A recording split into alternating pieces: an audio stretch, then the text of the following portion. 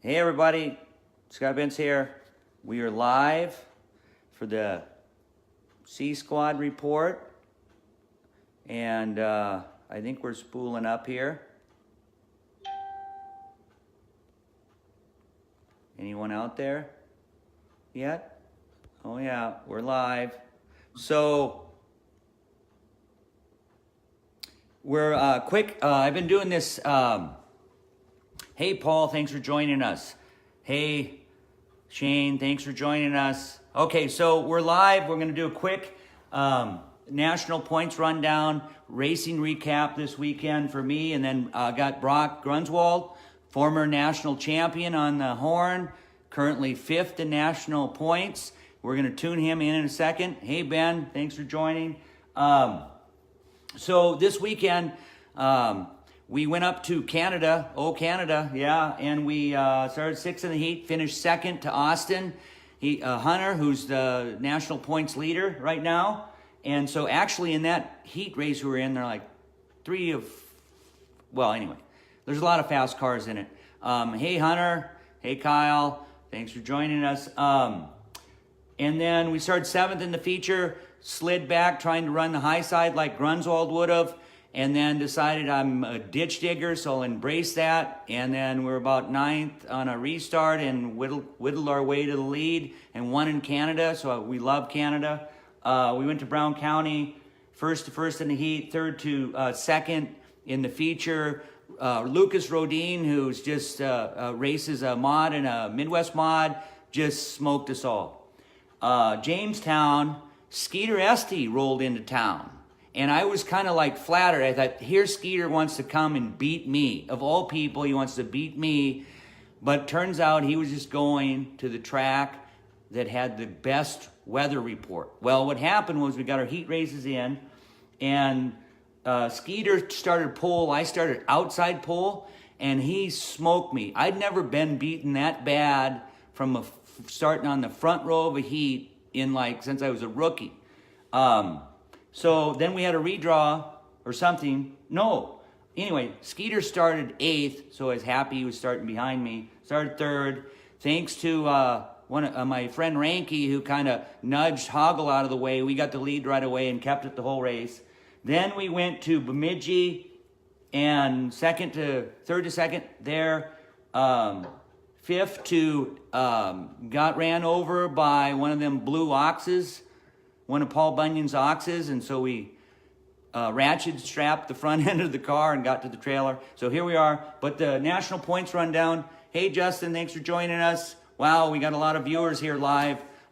We're thinking this show is going to get, since I got Brock on the line, we're going to have 15,000 views on this video over the course of the next week. We do have to take a couple of breaks for sponsors because, yeah. Hey, Shane. Okay, so I realize this boat's taking on some water. So right now, Austin Hunter's leading by 39 points over Lance Schill. And then you got Dan Wheeler, who seems to like to race Wyoming a lot, in 3rd. You got me in 4th. Brock and Gronwold, who's on the line, in 5th. Tony Knold, who just won in Watertown, in 6th. Mike Nichols, another South Dakota racer. Tim Canton. Calvin Iverson from Elva, Wisconsin, and Shane Howell. So anyway, that's where we're at. So let's get Brock on the horn here. Right there. Here he is.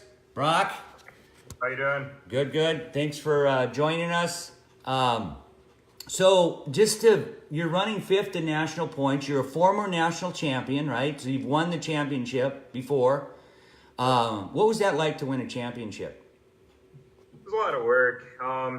In the end, is it worth it? Yeah, it's fun to say you did it, but I don't know, to actually go out and try to do it again financially, it doesn't make sense. It's more just the prestige, but it's pretty cool to have won it. I think it's more the adrenaline and the thrill of trying to get there, because once you got it and you go to the banquet, it's kind of done. You know, it is what it is. It's just another chalk mark or whatever, but it's pretty cool. Oh yeah, did you get like a Hoosier racing suit and a big ass trophy? I got a big trophy. Actually, every year the trophies get a little smaller, so that's kind of another reason why it's like, oh, why would you go for another smaller trophy? But no, actually, I got a really sweet purple leather Hoosier coat that I've never worn and I never will wear, probably. It's ugly. And no fire suit. I got a cool ring. My favorite thing was we got a print they used to give us where a guy would actually hand draw our car, and that was pretty cool. And then you get a lot of contingency awards that you'll never use. You know, you buy 6 and get 1 free or something like that. But oh yeah, it's more just the idea of doing it. Yep. For the record, are you racing for national points or are you just racing? Just racing. I run Ada and Fergus and Alec. Basically, they're all within an hour of my house or less. I mean, Fergus is 2 miles from the shop, so he just, with the late spring, late start, and a lot of rainouts. I mean, I run 3 nights a week. You just kind of fall into it because they take your best 30, and we actually haven't had a lot of good shows, so we just had a lot of shows so far. Yep. Well, you've been winning quite a bit. How many wins you got this year? 7 maybe. Okay, yeah. So Seems we like got a lot of seconds, a lot of thirds, and we got a lot of DNFs. Okay. Well, it's good to know out of the top 10 in national points that I'm the only one officially running for national points. And boy, am I running hard. But anyway, How so was Bemidji last? well, no comment. The old big ox got me. Long night for you. Well, you know, I think on track operations started at 5. We got the heat races done at 8, so 3 hours for the heats. I think they probably need to figure out a way to move the show along. You're definitely getting your dollar's worth when you got when you're racing is a 6.5, 7 hour show. I'm thinking there's probably some opportunity to speed it up a little bit there, but yeah. So hey, we got some questions for you. I got 12 and if the people are tuning in, if you have some questions for Brock, type them out and I'll ask them if they're age appropriate, which is adults. So do you have any pre-race rituals? The biggest thing for me at pre-race is to get there before draw cutoff and not miss my heat. Other than that, I really don't have any other thing. Yeah, it's kind of important. Do you have a kryptonite when it comes to racing? That's a trick question. I barely know what kryptonite means, but if I was to put it in the form of racing, I'd say probably like the tractor tires or the ute tires on the infield. They're just, me and them do not get along, especially the big ones, like the super tall ones. You know, they'll rip a tire right off your car. What do you think track should put on the bottom of the track when we run out of great big tractor tires? That's a good question. Grand Forks is kind of fun. They got that berm there. I mean, you got to be careful around that. Jamestown, I do like the wall. I mean, you know when you're too close to that.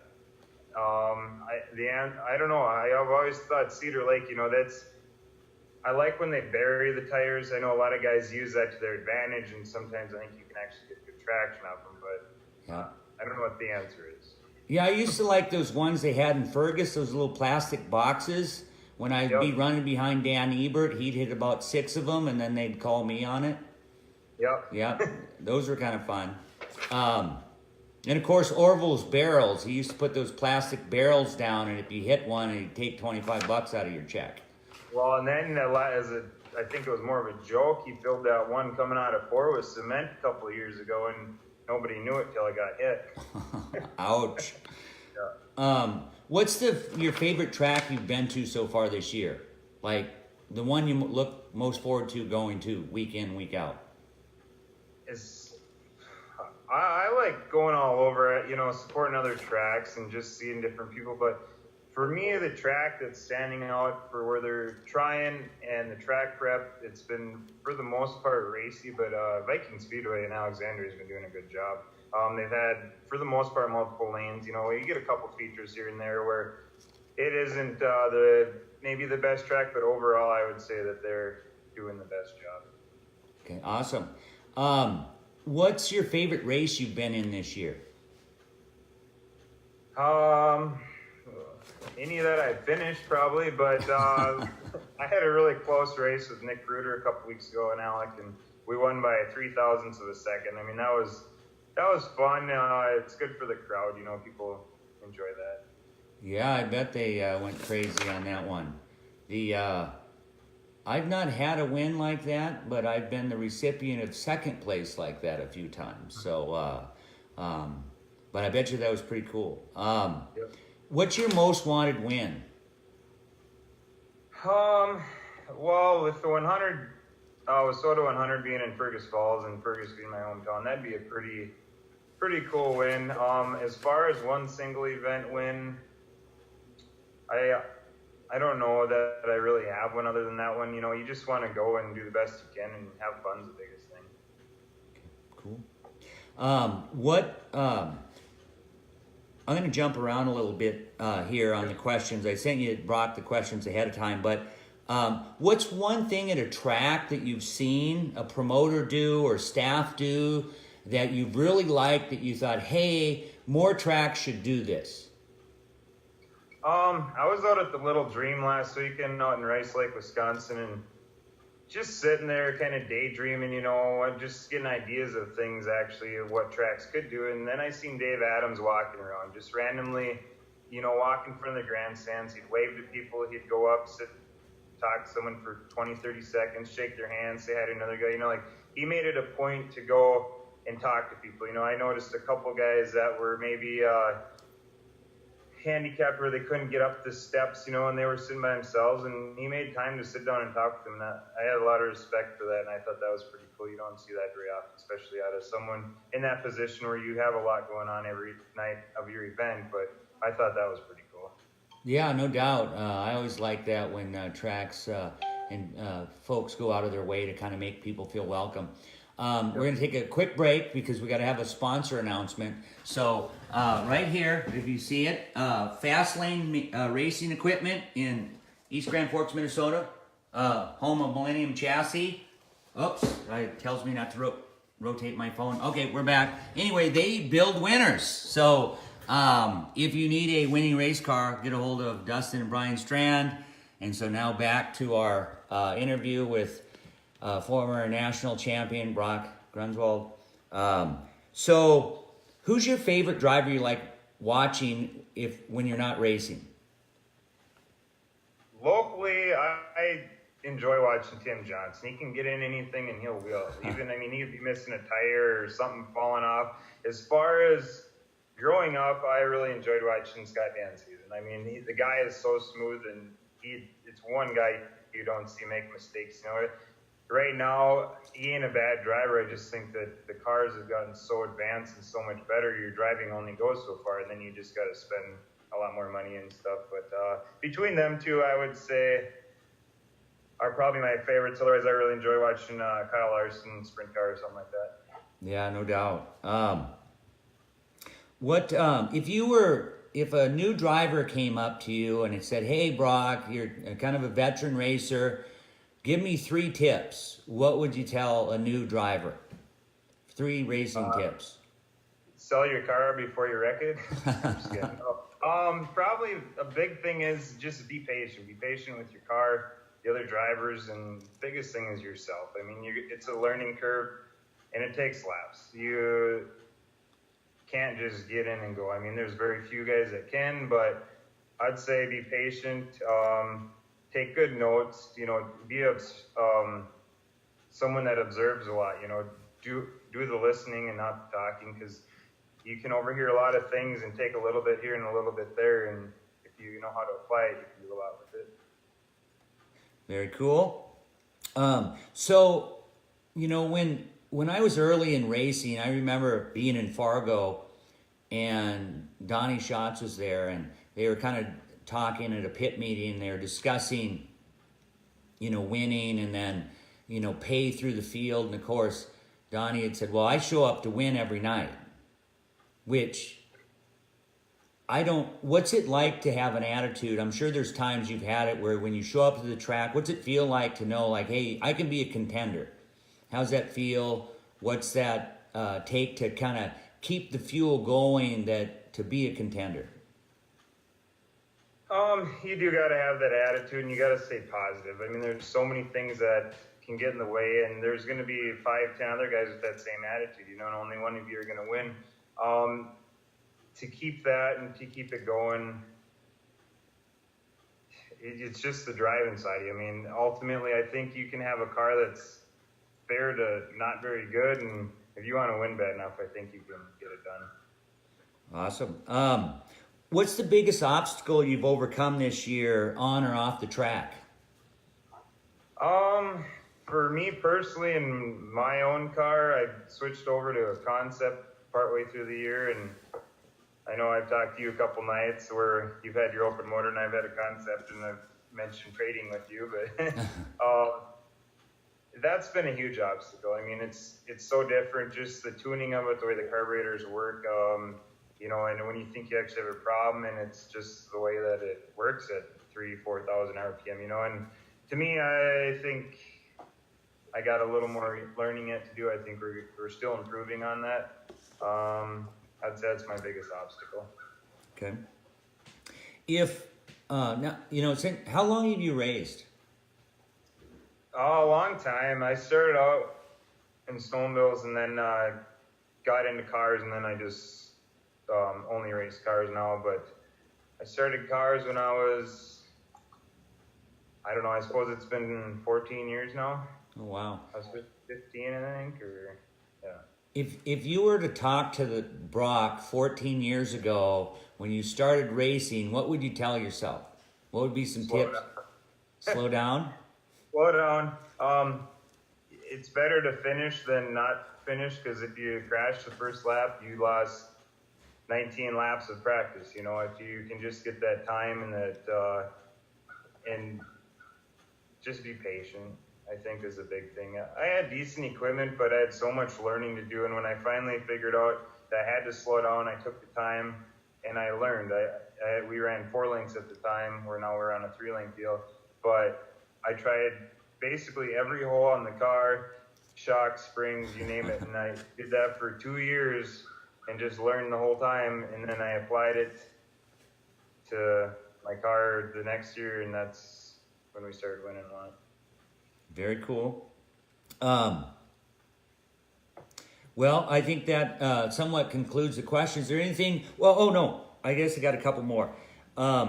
For the fans that are out there and the people who might be listening, anything they can do to help the Brock Gronwold race team, the Brockstar. On your Facebook page is Brockstar 2G?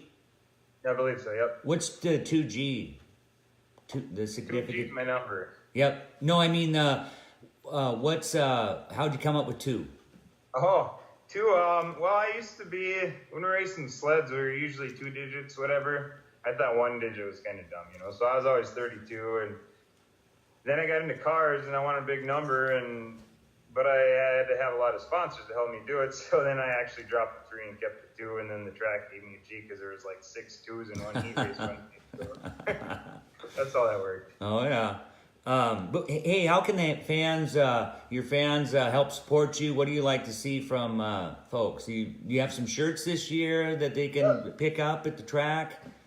Yep, we got shirts, t-shirts, and hoodies. They're pretty cool. We usually have them with every night.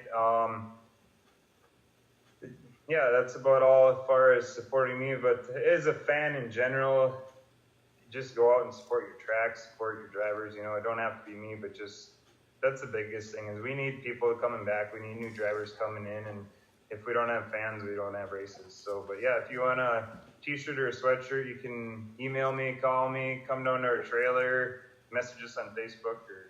Okay. Very cool. Hey, last question. Since I'm running for national points, you have any tips for me? Like, how do you get it done? The biggest thing for me in national points is first you got to get the. Oh, we just lost audio here. Hold up there. You got. Oh, you didn't want me to hear the secret there. I can see. No. No, Don Shaw was calling in, and I ignored him. But you want to. My approach was get your points, you know, to where you're comfortable, where you are working, and then go after the people. Like the problem I see with you, Austin, Lance. They lost audio. Hold on. Nope. Do we lose audio? I got audio here. Okay, I was told we lost audio. Okay. Can you hear us? Welcome, Nicholas and Bill. We did lose it, and I thought we got it back.